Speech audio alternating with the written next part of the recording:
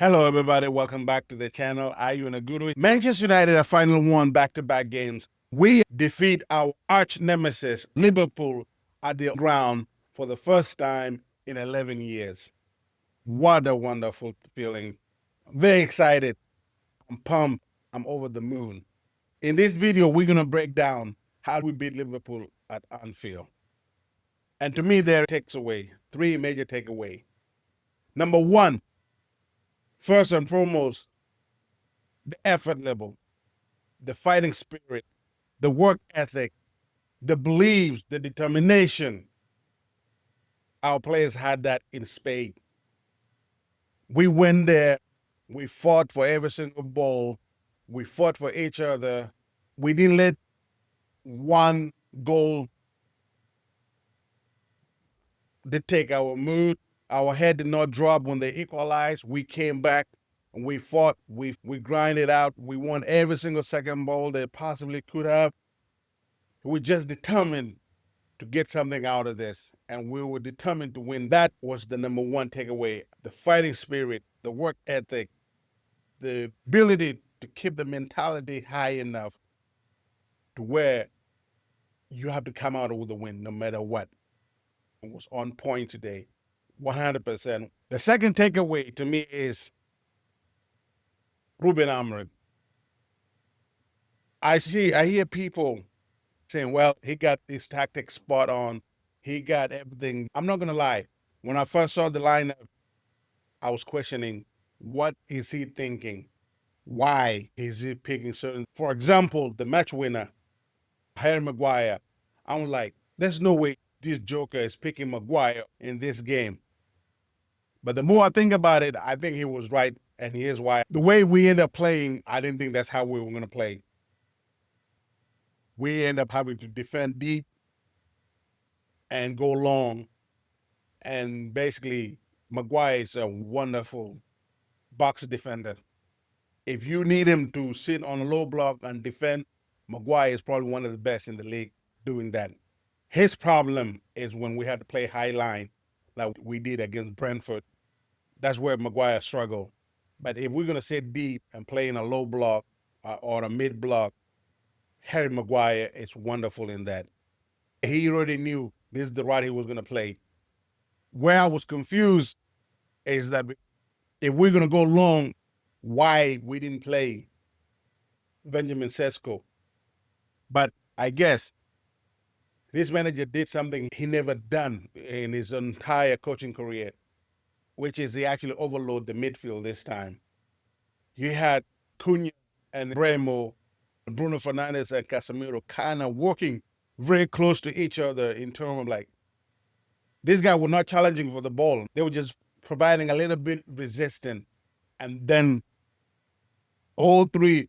So if Cunha go out for a header with Van Dijk, Bremo, Bruno, and Casemiro ready to jump on the second ball. And as soon as they get that second ball, the outlet was always Diallo. Get the ball wide to Diallo. And that's what the first goal came from. The first goal was textbooks of what I just described, which was Ryan Remo just provided resistance for aerial ball against Van Dijk. We win the second ball. Bruno Fernandes sprayed to Amad Diallo, and Remo made the run. Diallo found him and scored the goal. That was our game plan. We executed perfectly. The second takeaway is Ruben Amorim. He did adapt. He did do great, and I believe his tactic worked out this time. His tactic was spot on for this game because his game plan worked, even though we had some questions before.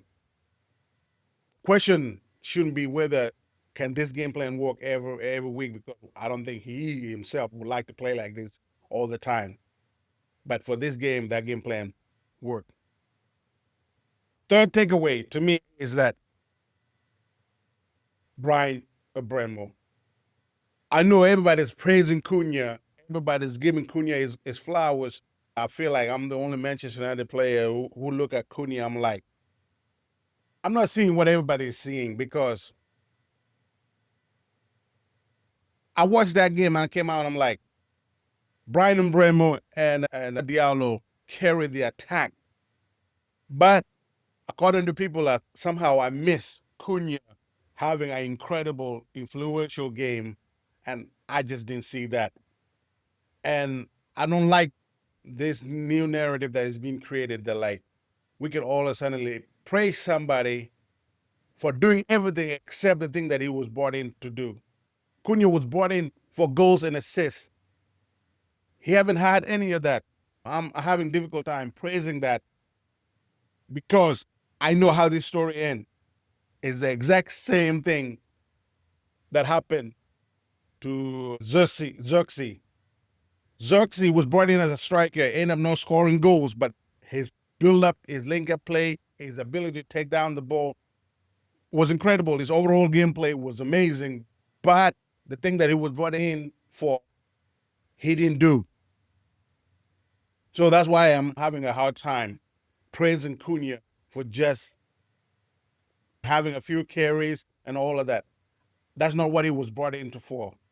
He was brought in for goals and assists. The thing that like Brian Bremer was brought in for, he's doing. Brian Bremer is offering you the assists. He's also scoring goals, and is also very influential in the game. I want the same from Cunha. I'm not writing him off.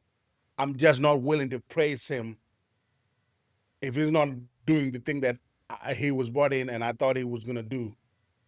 And everybody's capping so much to give this guy praise and changing the narrative of what he is supposed to do. But nevertheless, Brian Bremo is exactly what I thought we were getting. A very direct, quick, powerful goal threat. And that's what he has been. Nothing but a goal threat. And in this game, he was amazing. The link up between him and Ahmad was phenomenal. This game was won by us digging deep and grinding the results out. It's almost smash and grab, but not quite smash and grab. But the game had that feeling. We dig deeper than we normally do, and we got the result. And I feel sometimes rivalry bring this type of games out of people because this is not like the first time we have done this with this manager. Last time we came to field with the same manager, the best performance we have ever had in the Premier League under Ruben Amorim, and got a draw against Liverpool. We did that again now. So it's not like this team is strangers to pulling out performance like this against the big teams. The problem has always been and will continue to be, what do we do against middle of the road average teams? Those are the teams we struggle against because the attacking responsibility is on us to take the game to them. They have more space to exploit, and players like Harry Maguire do not do good when they have to defend space. So that has always been my criticism. Not to make the video negative, but I have to say this because I've seen this so much on social media and on YouTube, on all the big United accounts now, is that everybody's going overboard with this. Everybody's saying, we told you about Ruben Amorim, greatest thing since sliced bread. I don't care. This manager should have been gone, and I maintain that one result against Liverpool, granted, is against Liverpool. That's a big result. Still doesn't change 11 months of what I have been watching from this guy.